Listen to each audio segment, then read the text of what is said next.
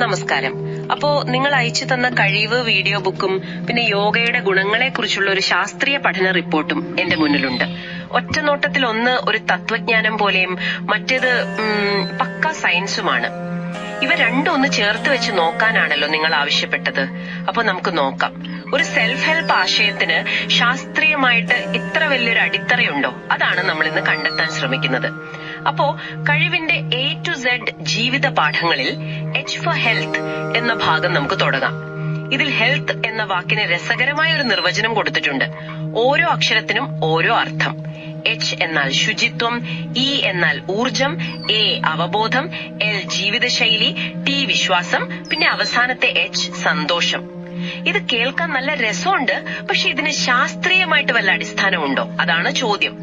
അതെ, ഒറ്റ നോട്ടത്തിൽ ഇത് വളരെ ലളിതമായിട്ട് തോന്നും. പക്ഷെ നിങ്ങൾ തന്ന ആ ശാസ്ത്രീയ റിപ്പോർട്ടില്ലേ, അത് ഇതിലെ ഓരോ വാക്കിനും എങ്ങനെ ബലം നൽകുന്നു എന്ന് കാണുന്നത് ശരിക്കും കൗതുകകരമാണ്. നമുക്ക് ഊർജം, അതായത് എനർജി, പിന്നെ സന്തോഷം, ഹാപ്പിനെസ്, ഈ രണ്ട് ആശയങ്ങൾ എടുക്കാം. ഇവ രണ്ടും മാനസികാരോഗ്യമായിട്ട് എത്രമാത്രം ബന്ധപ്പെട്ടിരിക്കുന്നു എന്ന് നോക്കൂ. നിങ്ങളുടെ റിപ്പോർട്ടിൽ പറയുന്ന 2024 ഒരു കോക്രെയിൻ റിവ്യൂ പ്രകാരം യോഗ ചെയ്യുന്നത് ഉത്കണ്ഠയുടെ ലക്ഷണങ്ങൾ 40% വരെ കുറയ്ക്കാൻ സഹായിക്കുമെന്നാണ്. ഒരു മിനിറ്റ്, ഈ കോക്രെയിൻ റിവ്യൂ എന്ന് പറഞ്ഞാൽ അത് സാധാരണ ഒരു പഠനം പോലെയാണോ? അല്ല, അതൊരു നല്ല ചോദ്യമാണ്.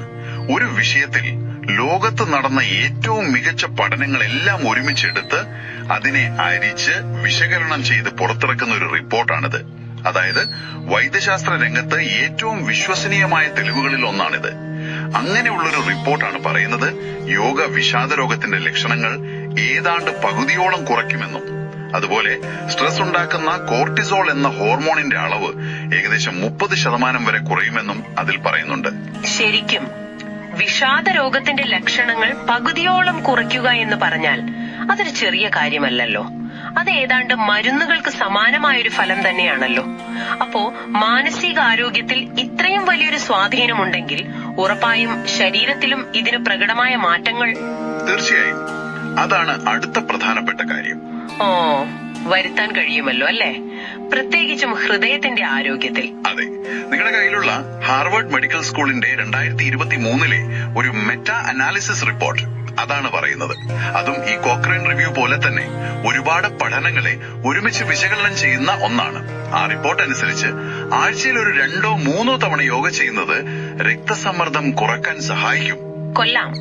പക്ഷെ ഈ രക്തസമ്മർദ്ദം കുറയ്ക്കുക എന്നൊക്കെ പറയുമ്പോൾ അതൊരു ചെറിയ മാറ്റമായിരിക്കില്ലേ? അല്ലല്ല, 5 മുതൽ 10 mmHg വരെയുള്ള കുറവൽ എന്നാണ് പഠനം പറയുന്നത്. അത് വളരെ പ്രധാനപ്പെട്ട ഒരു മാറ്റമാണ്. അതിലും ഞെട്ടിക്കുന്ന ഒരു കണക്ക് ഞാൻ പറയട്ടെ. സ്ഥിരമായി യോഗ ചെയ്യുന്നത് ഹൃദയാഘാത സാധ്യത 30% വരെ കുറയ്ക്കുമെന്നാണ് റിപ്പോർട്ട് വ്യക്തമാക്കുന്നത്. നമ്മുടെ ചീത്ത കൊളസ്ട്രോളായ LDL കുറയുന്നതും ഇതിനൊരു കാരണമാണ്. അപ്പോ കഴിവിലെ L for ലൈഫ് സ്റ്റൈൽ എന്ന ആശയത്തിന് ഇതിൽ കൂടുതൽ എന്ത് തെളിവ് വേണം, അല്ലേ? ശരിയാണ്.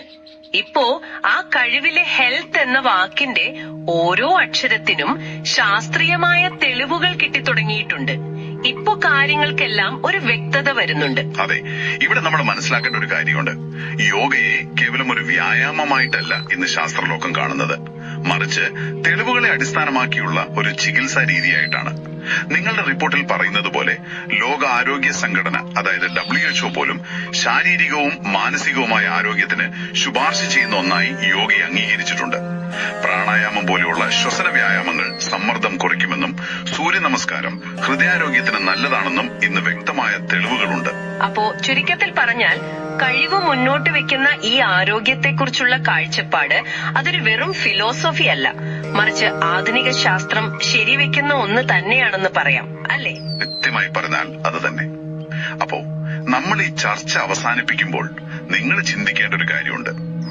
കഴിവിലെ 30ഓളം തത്വങ്ങളിൽ ഒന്നായ ഈ H for ഹെൽത്തിന് മാത്രം ഇത്രയധികം ശാസ്ത്രീയമായ ആഴമുണ്ടെങ്കിൽ അതിലെ I for ഇൻസൈറ്റ്, അതായത് ഉൾക്കാഴ്ച, W for വിസ്ഡം അഥവാ അനുഭവജ്ഞാനം, ഇതുപോലുള്ള മറ്റു തത്വങ്ങൾ നമ്മുടെ ചിന്തകളെയും ജീവിതത്തെയും എത്രമാത്രം ആഴത്തിൽ സ്വാധീനിക്കാൻ സാധ്യതയുണ്ട്, അതൊന്ന് ആലോചിച്ച് നോക്കൂ.